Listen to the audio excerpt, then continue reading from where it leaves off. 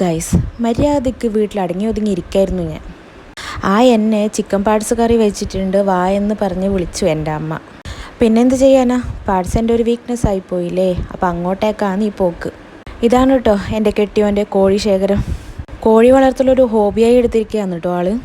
ഞങ്ങൾക്കൊരു കോഴിനെ കൊടുക്കാൻ കൂടി ഉണ്ടായിരുന്നു കേട്ടോ. അങ്ങനെ അതിനെയും കൂട്ടി അവർ പറഞ്ഞ സ്ഥലത്തേക്ക് എത്തി. പക്ഷെ പറഞ്ഞ സ്ഥലത്തെത്തിയപ്പോൾ ആളെ കാണാനില്ല.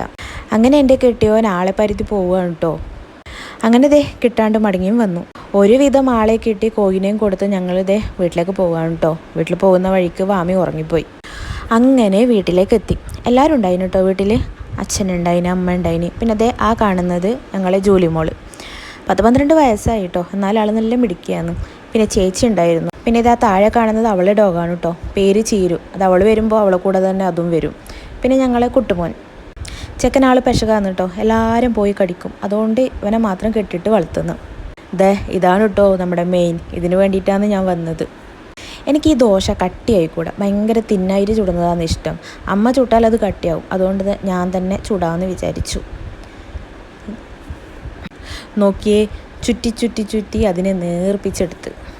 അങ്ങനെ സന്ദീപേട്ടനും വാമിക്കും ഒക്കെ കൊടുത്തിട്ട് ഞാനും കഴിച്ചു കേട്ടോ. എൻ്റെ പൊന്നൂ, എന്ത് ടേസ്റ്റാണെന്നറിയോ. അല്ലെങ്കിലും അമ്മമാരുണ്ടാക്കുന്ന ഭക്ഷണത്തിന് ഭയങ്കര ടേസ്റ്റ് ആയിരിക്കും അല്ലേ എല്ലാവർക്കും. ഇതിലൊരു ദോശ മാത്രമേ ഉള്ളൂ. അത് പിന്നെ നിങ്ങളെ കാണിക്കാൻ. അതിന് ശേഷം ഞാൻ കഴിച്ചിന് കേട്ടോ. അങ്ങനെ ഞങ്ങളൊരു സോഡ സർബത്തൊക്കെ കുടിച്ച് നേരെ വീട്ടിൽ പോയി. അപ്പോൾ ഇന്ന് അത്രയേ ഉള്ളൂ. ടാറ്റാ.